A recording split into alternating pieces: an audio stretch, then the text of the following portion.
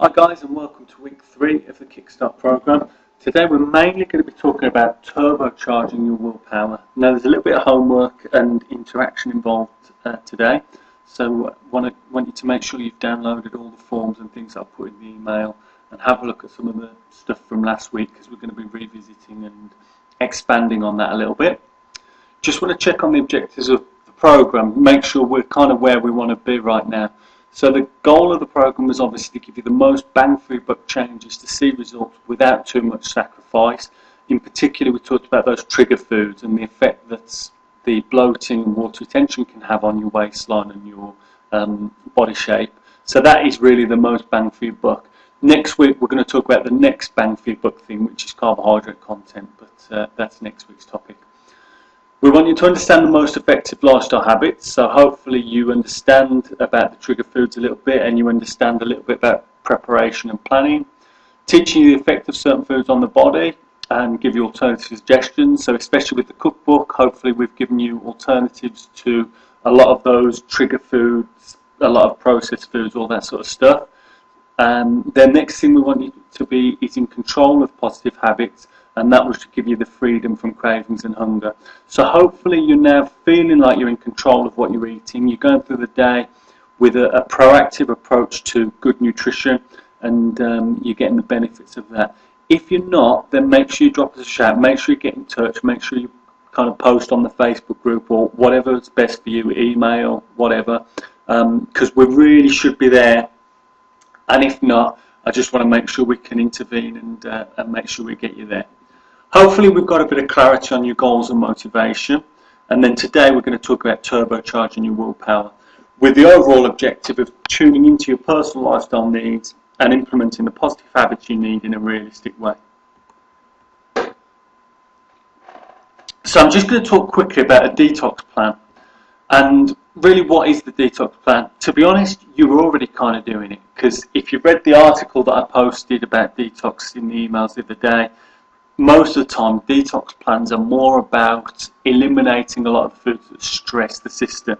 So we've talked about that, and you should be doing all of those things anyway. The benefits of detox are a change in the waistline, in particular with reducing that bloating, an improvement in the fat burning in cells. This is where the detox comes in, and it's not short-term, it's long-term effects. Most of the weight loss benefits from detox are for dropping the water weight, not in actually fat burning. But what a detox does is a lot of the toxins, such as parabens and things that you're taking from the environment, what people would consider kind of carcinogenic chemicals. Now, that doesn't mean that kind of inhaling these chemicals is going to cause cancer or anything like that, but an accumulation of too many things, just as, you know, some people that smoke too much, that can be carcinogenic. Most of the time we're talking about pollutants from the environment. They don't have that effect because we don't accumulate enough of them to be so. However, they are labelled carcinogens for that reason. But the key thing is they interrupt and they disrupt your metabolism. And in particular, a lot of the chemicals actually either bind to the thyroid or are stored within the fat cells, and they actually block the ability of the hormones to release fat from the fat cells. And they can actually reduce metabolism as well. So one of the benefits of a detox is to maintain your metabolism while you're losing weight. Now this is a kind of diagram of the effect of dieting versus cleansing. So the key thing is a lot of toxins are stored in body fat, and this is why it's really important to cleanse and to support that process. So you can see in the top example, as we lose weight, we're burning fat, but all of those toxins, especially if we're dieting, we're having less nutrients rather than more because we're cutting down on calories. So therefore we're not shifting those toxins and they build up.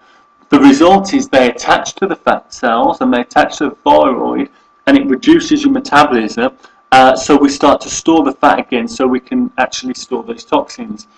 It's my belief that, you know, it's common knowledge that when we diet, the metabolism falls.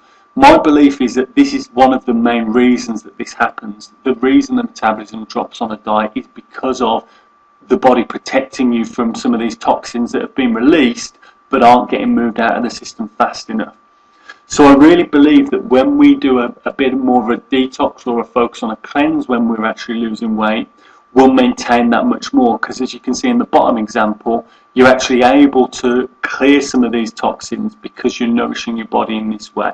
So in actual fact, the detox is really just eliminating the foods that put stress on the body, on the liver and the digestive system, foods that actually introduce toxins to the body, so a lot of processed foods. And the other side of the detox is increasing the nutrition that your body needs to help eliminate and remove some of these toxins. And this is the result. So for a detox, really we want an awareness of the foods that stress the liver or digestive system and or contain toxic substances. So hopefully you're already doing that anyway. We want to plan meals of clean and unprocessed foods without any of those trigger foods. I think you definitely should be doing that by now. And then we want to increase your nutritional intake to support the digestive and detoxification process.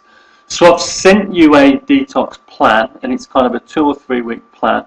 And really it's just an advancement of what you're doing anyway. Focus on choosing meals from the cookbook or similar, possibly with the addition of some smoothies, or I don't use juices because we want to maintain the fibre. So smoothies is really good to increase the amount of nutrients that you're getting in to help your body to clear those toxins. And potentially it just involves kind of doing all the things that you've been doing anyway with a little bit more consistency. So that's the key thing. Now what we can do is we can enhance the detox with other lifestyle modifications, which I've put in there as well. So things like obviously exercise for the circulation and various other things. Okay, so moving on, we're going to talk mainly today about turbocharging your willpower, and I call it your why power.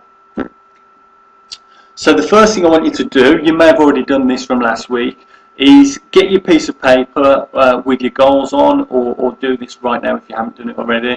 And I want you to have a think about what is your goal. Just hit pause while you go and do that. Okay, great. So hopefully you've got your goal written down. The next thing I want you to think about is how would your life be different as a result of achieving this goal, or how would you like your life to be different? So again, just hit pause, have a good think about that, spend 5 minutes really think about that question, getting your answer down. Okay, fantastic. Next question is, why is that important to you? Have a real good think, dig below the surface a little bit, why that's an important goal. So yes, we can see how you would like your life to be, but why?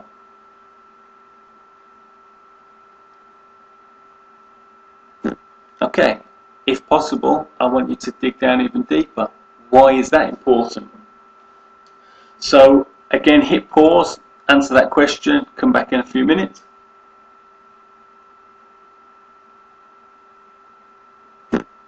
Okay, you're going to get frustrated with me in a bit because I want you to question that again. Why is that important? We're just digging down to a different level. Why? And someone said, whenever there's someone said to me once, whenever you have a goal, you really need to understand the motivation of that goal. You can probably ask that question about 5 times. Why is it important? Why is it important? Why is it important? So again, I want you to think about that. Okay, and again, why is that important? And then we'll do it one more time. Why is that important to you? So for example, the goal might be, I want to get into a size 8, don't know. I want to get into a size 8 dress, for example. Not me personally, but as I think we've got more females than males on the program, I think that's more relevant. So how would you like your life to be different as a result of achieving this goal? It might be that you feel more attractive at work. It might be that you can choose clothes that you prefer. It might be that you just feel more like you were when you were younger. Maybe you're a few years younger and you were a size 8, for example. So if I ask why is that important, you know, it's not a shallow goal in terms of appearance, but it's certainly a superficial goal, and we'd like to find kind of deeper reasons for that. So why is that important? It may be that you might be kind of recently single and not feeling kind of as you'd like, maybe not feeling confident, maybe you don't feel you look your best, you're not kind of choosing the clothes, or you don't feel confident wearing the clothes that you'd really like to. So it might be important because you would like to find a partner. Okay, so then why is that important? Again, it might be because you feel that you've got lots to achieve in life and you'd prefer to do that with somebody else. Why is that important? Because you feel that you would like to learn more about yourself by taking part in kind of different activities, travelling and all the sorts of stuff that you probably don't want to do alone. And you'd like to find a partner to share and enjoy those things with. So hopefully we can start to see that there are deeper reasons. So that was just an example. So I know this sounds a little bit of a silly exercise to start off with, but hopefully you can see the power in that, because if we come up with the statement of, for example, I'd like to get into a size 8 dress because that's when I'll really feel my best, I'll feel confident to go out, to maybe go dating and find a partner, because I want to find someone that I can share in all the good things that I want to achieve in life, and I want to go travelling and I want to do this and do that. Can you see how much more powerful that is as a goal and as a motivation than just, I just want to be in a size 8? So sometimes, I've got to be honest, that might be challenging questions and it might open up a few floodgates, but I really think that's a really good thing, because if we go to the next slide, how will you answer this question? Why am I doing this? There will always be times when you will actually question that. Why am I doing this? Why am I eating this food? Why am I doing this exercise? Now, if you follow our approach, hopefully it's food you enjoy and exercise that you enjoy. But there will be times when you waver. And if you can really answer that question really powerfully, then you'll be much more likely to stick with it. So again, the answer might be stuff about things you want to achieve in life. It might be stuff about relationships. It might be stuff about family. Perhaps you would like to, or you've just started a family, and you know that because of the shape that you're in or the level of fitness you have or don't have, you're not able to fully enjoy the family life because maybe you just get out of breath really quickly. Maybe you don't concentrate enough at work. Maybe work involves going out and meeting people and you don't feel as confident. You feel a bit left out because maybe you're the only one that's a little bit overweight. There's so many reasons that are far deeper than just looking a little bit better. Most of the time, you know, it boils down to confidence or boils down to things that you'd like to do in life, people you'd like to spend time with and do certain things with, and having the level of health, vitality and fitness to really make the most of life. So hopefully you can find a really strong answer to this question. So once we've done that, we're going to talk about positive mindset. Now with positive mindset, I want you to focus on the do's and the cans rather than the don'ts and can'ts. So in other words, we're thinking of the positive things rather than the negative things. So we're not talking about positive mental attitude, kind of just, you know, yeah, I can do it, I can do it, I can do it. But we're thinking about, instead of thinking about the foods that you can't eat, the foods that you can eat. Instead of thinking about the things you're not supposed to do, think about the things you are supposed to do. And just that shift, as we talked about last week, makes such a big difference. So, do you have a list of your positive habits? Hopefully you've done that from last week. If not, we're going to go through that again now. Now, once we've got that list of positive habits, I've attached a tracking sheet to the email, and I want you to track habits rather than results. Because if you think about the habits that you need to do to achieve your results, and you make sure you're tracking them all the time, day to day or week to week, then you will definitely get to the result. If you're tracking the result, but not actually think about the habits that you need to do that, then you're not going to get there, or a lot of the time you're not going to get there. So tracking habits is more important than tracking results. So the positive habits, they need to be, you've probably heard these goal setting things before, specific, measurable, achievable, relevant to you and timely, ideally. Not all goals can cover all 5, but as many as possible. So I'll give you some examples. I will eat a portion of protein every meal. I will eat 2 low glycemic fruits or vegetables every meal. I will eat healthy snacks. You can specify what those are if you want to, between meals to prevent hunger. I will drink X amount of water each day. I will perform X workouts each week. And again, you can be more specific on the types of workouts or even when you're going to do them. And I will sleep X hours per night. Again, you can be specific what time you're going to go to bed, all that sort of stuff. Now, the next step is to be proactive about kind of finding solutions to your personal barriers. So in life, there's always reasons and there's excuses. And the difference is really how often does it happen.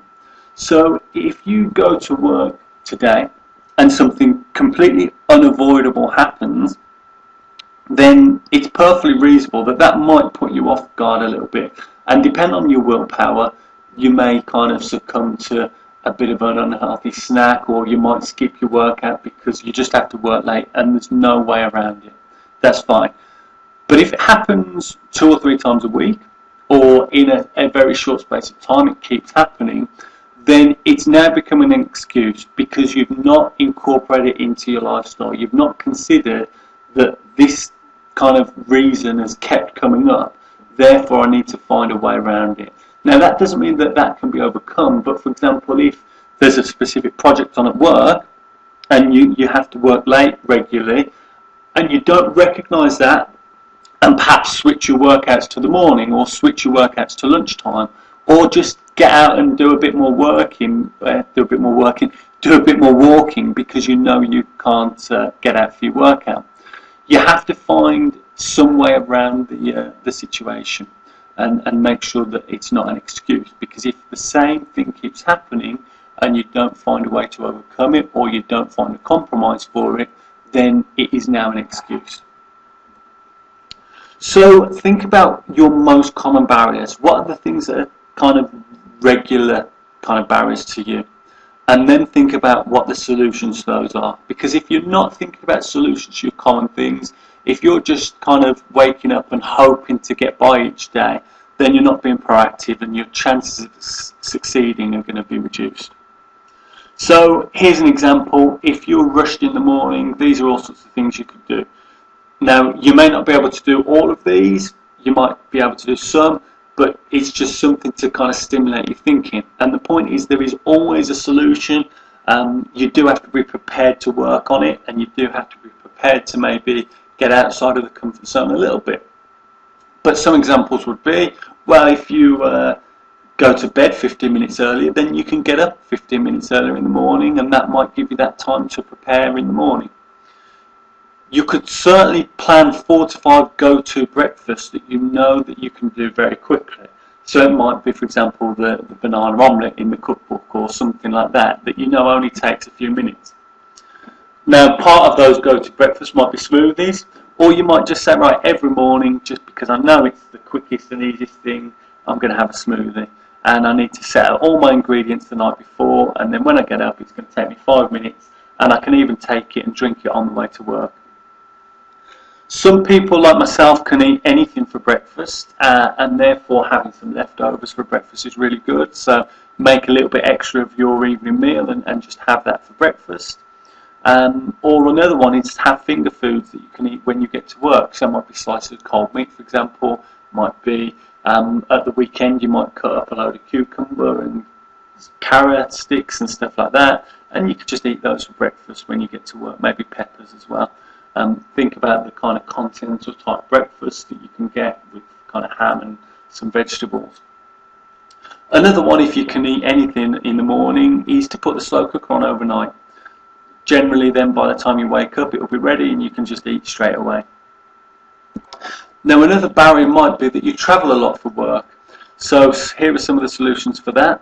First of all, make sure you've got some non-perishable items in the car, for example some nuts, trail mix or jerky, maybe some biltong.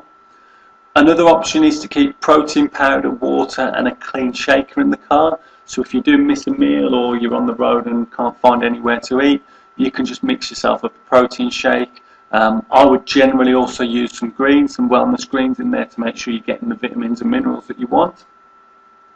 Now, if you've got a little bit more time, you could maybe make sure you've got a really good cool bag, something like the 6-pack bag, and you can take food on the road with you. And again, just be proactive in planning some easy meals so you can do this.